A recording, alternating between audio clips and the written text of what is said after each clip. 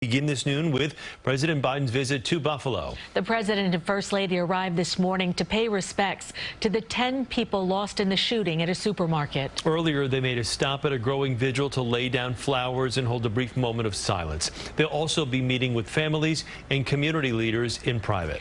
It comes as we're learning how the history of Buffalo may have played a factor in the shooting. CBS 2's John Diaz has more on what families are saying. John? Chris and Sydney, officials say that the alleged gunman in Buffalo's mass shooting chose his targets because of the high percentage of black people in that particular area. It's one of the most segregated in the country, and it's an area that's been fighting for change.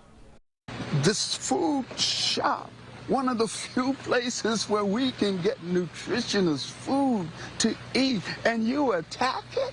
Professor Henry Louis Taylor directs the Center for Urban Studies at the University of Buffalo, while police say a white gunman went on a racially motivated shooting spree, killing 10 black people. Professor Taylor told CBS Morning's Tony Dokoupil he believes the gunman attacked the only full-service grocery store in the area because the community it served was speaking out against segregation. Black people fight against this. So because the people in the neighborhood like this fight against the condition of the neighborhood, it makes them a target.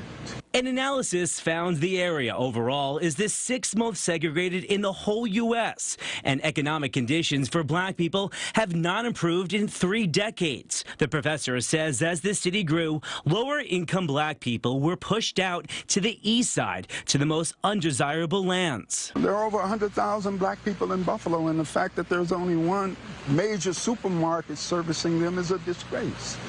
But that was years of struggle and battle and fighting. It just didn't happen. What was once a symbol of hope for many, now becoming sacred ground. Some say they could never return, while loved ones of those who were killed continue to mourn and question why could something like this happen, like the boyfriend of 32-year-old Roberta Drury. I don't see my baby no more. I'm hurt. All over races. Come on, man. And her best friend, who wanted to conceal his identity, fears what could result from the actions of incarcerated individual 157103. They will celebrate him for what he did. And when you say they will celebrate him, your concern is that this sends a message to other white supremacists. This sends a message to other white-wing people that they can do this, walk out, drop their weapon, get not a scratch on them, and go to jail and be celebrated for it.